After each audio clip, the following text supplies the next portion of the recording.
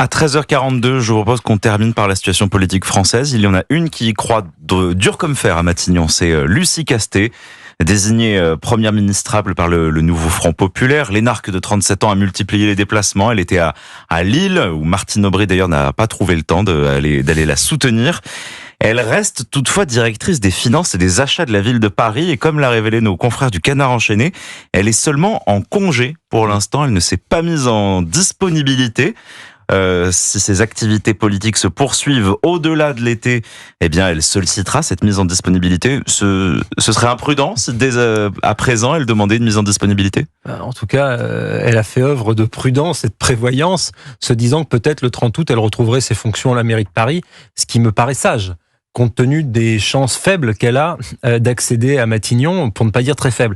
Après, moi, je persiste quand même à dire qu'elle était fondée et que la gauche est fondée à avoir un Premier ministre, sachant que la gauche est aujourd'hui, le Nouveau Front Populaire est aujourd'hui le groupe le moins minoritaire de l'Assemblée nationale. C'est une majorité très relative, mais en tout cas, c'est le premier groupe politique en intergroupe. Donc, le sens de la démocratie, ça aurait été qu'Emmanuel Macron appelle un Premier ministre issu de ses rangs, quitte à ce que d'ailleurs, ce Premier ministre ou cette Première ministre soit renversé dans le mois, parce qu'évidemment c'est ce qui serait arrivé, étant donné que le RN aurait voté une motion de censure et que la majorité aussi.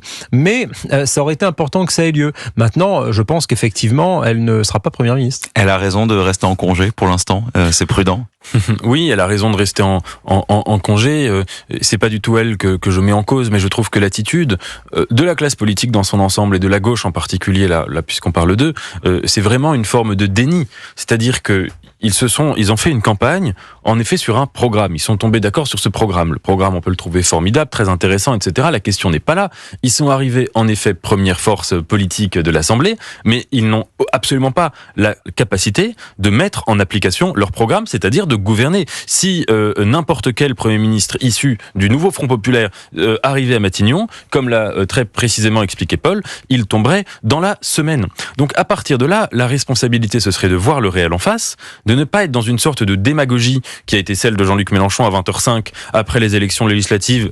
Très intelligent comme il savait très bien, il sait analyser des résultats électoraux, donc il savait très bien qu'il n'avait pas gagné, et à dire nous allons faire le programme, rien que le programme, tout le programme. Et j'ai un peu peur, alors là ça fait 3 fois que je répète dans l'émission que je ne suis pas devin, mais là je vais me permettre de jouer au devin. Je pense que tout au long de l'année, jusqu'à la prochaine dissolution, nous assisterons à une classe politique qui fera semblant d'avoir gagné des élections, de tous les courants d'ailleurs, et qui fera semblant d'être en capacité de gouverner alors que personne ne l'est aujourd'hui.